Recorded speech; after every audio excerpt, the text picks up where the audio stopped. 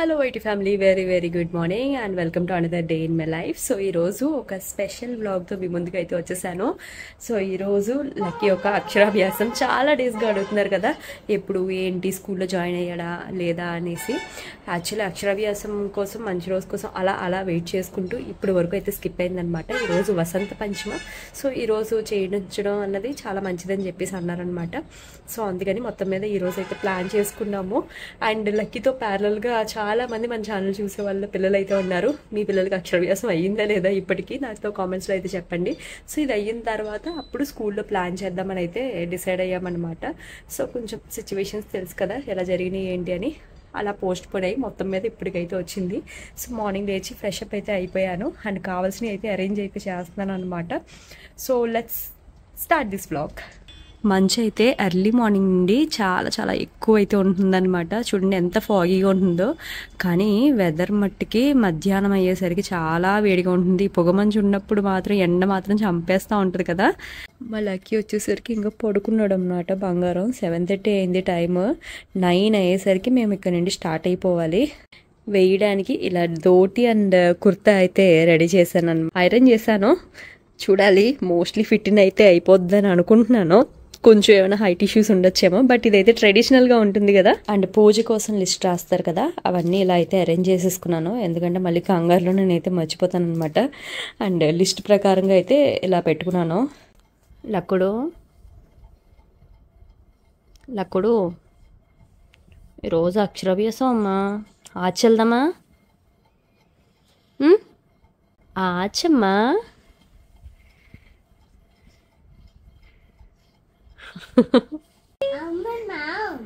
ఆమా కుక్కర్లోనా? Ready అయిపోయావా?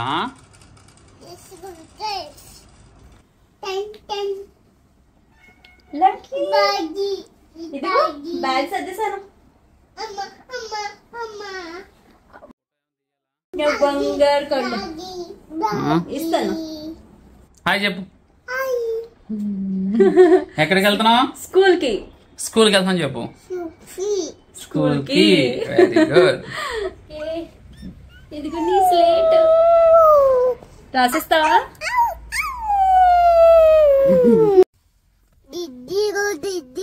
టెడ్డియా, స్కూల్కి వెళ్దామా?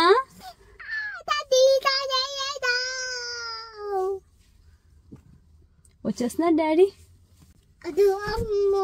వద్దు అమ్మో. అయ్యో తగిలేసిందా? కార్ తగిలేసిందా? పిప్పి కార్ తగిలేసిందా?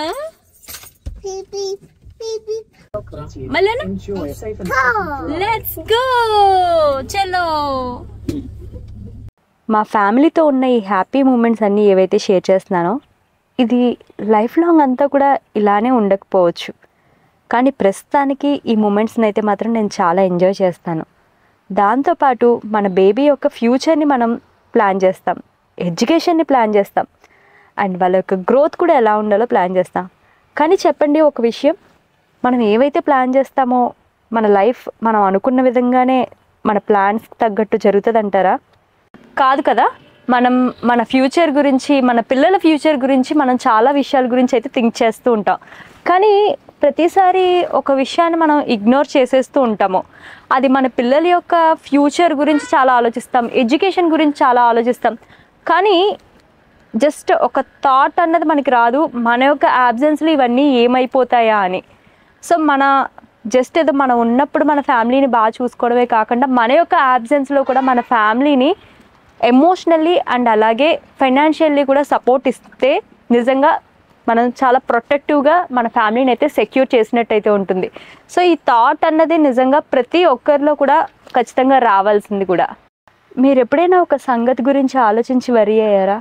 అది మన ఫ్యామిలీ ఫ్యూచర్లో మనం లేము అన్న విషయం గురించి, లేదంటే మన యాబ్సెన్స్లో మన ఫ్యామిలీ ఫేస్ చేసే డిఫికల్టీస్, వాళ్ళు ఎక్స్పెన్సెస్ మేనేజ్ చేయడానికి ఫేస్ చేసే ట్రబుల్స్ గురించి కానీ ఎప్పుడైనా థింక్ చేశారా? ఎందుకంటే ఈ ఆలోచన నా మైండ్కి వచ్చిన ప్రతిసారి అనిపిస్తూ ఉంటుంది, వాట్ ఇఫ్ నాకు ఏమైనా అయ్యి నా ఫ్యామిలీ సిచ్యువేషన్ ఏంటి అని. అసలు అలాంటి టైంలో అసలు మన ఫ్యామిలీ ఏ సిచ్యువేషన్కి వెళ్ళిపోతుంది అండ్ మన పిల్లల ఫ్యూచర్ ఏంటి, అసలు వాళ్ళు బ్రాటప్ ఎలా ఉంటుంది, ఇలాంటి థాట్ ఎప్పుడైనా నా మైండ్కి వచ్చినప్పుడు నిజంగా నాకైతే ఆ సంగతి చాలా భయం వేస్తూ ఉంటుంది. బట్ హోప్ఫుల్లీ నాకు ఒక మంచి సొల్యూషన్ అయితే దొరికింది. అదేంటి అంటే మనం టర్మ్ ఇన్సూరెన్స్ అన్నది ప్లాన్ చేసుకోవడం. అవునండి, నిజంగా టర్మ్ ఇన్సూరెన్స్ అన్నది ఒక ప్రొటెక్షన్ లాగా అనమాట మన ఫ్యామిలీకి. మనం ఉన్నప్పుడే కాదు, మనం లేనప్పుడు కూడా మన ఫ్యామిలీని సెక్యూర్ చేసుకోవడానికి ఈ టర్మ్ ఇన్సూరెన్స్ అన్నది చాలా చాలా ఉపయోగపడుతుంది. మన ఫ్యామిలీని ఎటువంటి ఫైనాన్షియల్ సఫరింగ్స్ లేకుండా పీస్ఫుల్గా వెళ్ళడానికి ఈ టర్మ్ ఇన్సూరెన్స్ అయితే మాత్రం 100% చాలా యూస్ఫుల్ అండి. ఎందుకంటే నా యొక్క అబ్సెన్స్లో మా ఫ్యామిలీకి ఒక 2 crores కవరేజ్ ఉంటుందంటే చూడండి ఎంత బాగుంది. ఇది 2 crores కాదు, 20 crores వరకు కూడా దీన్ని అయితే ఎక్స్టెండ్ చేసుకోవచ్చు. అండ్ దాని యొక్క ప్రీమియం కూడా పెద్దదైతే కాదు, జస్ట్ మనం 600-700 రూపీస్ మంత్లీ పే చేస్తే సరిపోతుంది.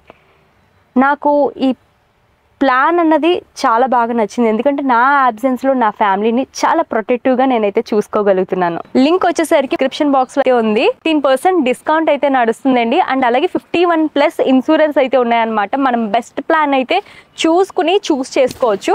అండ్ దాంతోపాటు 24/7 క్లైమ్ అసిస్టెన్స్ కూడా అయితే ఉంది. అంటే ఎమర్జెన్సీ సిచ్యువేషన్స్ ఎప్పుడు ఎలా రావచ్చు మనకి తెలియదు కదా, సో ఎనీ టైం మనం అయితే క్లైమ్ అయితే చేసుకోవచ్చు. దాంతోపాటు మనకి డెడికేటెడ్గా రిలేషన్షిప్ మేనేజర్ అయితే ఉంటారు. సో మనకి ఏ విధమైన డౌట్స్ ఉన్నా సరే మనం వాళ్ళతో డిస్కస్ చేసి క్లారిఫికేషన్స్ అయితే తీసుకోవచ్చు. అండ్ బెస్ట్ పార్ట్ ఏంటంటే ఇప్పుడు మనకి మార్కెట్లో అవైలబుల్గా ఉన్న ప్లాన్స్లో 100% క్లైమ్ షూరిటీతో అయితే వస్తున్నాయి. సో ఏదైనా సరే క్లైమ్స్ అన్నవి 1 గోలోనే మొత్తం అయితే మనం క్లైమ్ చేసుకోవడానికి అయితే ఉంటుంది, ఎలాంటి ఇష్యూస్ లేకుండా. ఇంకా దేనికోసం అయితే ఆలోచిస్తున్నారు, మీ ఫ్యామిలీ యొక్క స్మైల్ అన్నది సెక్యూర్ చేసుకోవడం మీ యొక్క చేతుల్లోనే అయితే ఉంది. లింక్స్ వచ్చేసరికి డిస్క్రిప్షన్ బాక్స్లో అయితే ఇచ్చాను, డూ చెక్ ఇట్ అవుట్. చాలా డేస్‌గా ఎలా అవుతుంది, ఎప్పుడు అవుతుందని వెయిట్ చేసిన అక్షరాభ్యాసం కాస్త ఇలా చాలా బాగా అయితే జరిగింది. యాక్చువల్లీ మేము టెంపుల్‌లో చేద్దాము అన్నట్టు టెంపుల్‌లో కూడా మాట్లాడాము. కానీ ఏంటంటే ఆక్స్‌ఫర్డ్ స్కూల్‌లో మా ఆడపడుచు వచ్చేసరికి చాలా సంవత్సరాలుగా అయితే చేస్తూ ఉన్నారనమాట. మన స్కూల్లోనే ఇలా అక్షరాభ్యాసం ఈవెంట్ అయితే జరుగుతుంది. ఇంకా మన స్కూల్‌కే వచ్చేసేయండి, ఇక్కడే చేయిందాము అని అన్నారు.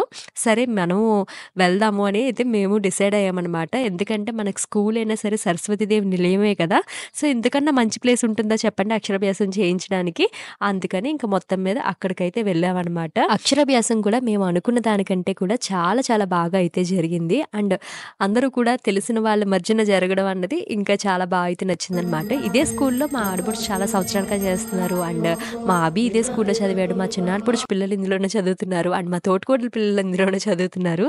సో ఇంకా అందరూ కూడా అటెండ్ అయ్యి అందరి మధ్యన ఎంతో ఎంతో బాగా అయితే జరిగిందనమాట. గోకులం పంతులు గారు వచ్చి మొత్తం కార్యక్రమం అంతా చేశారు.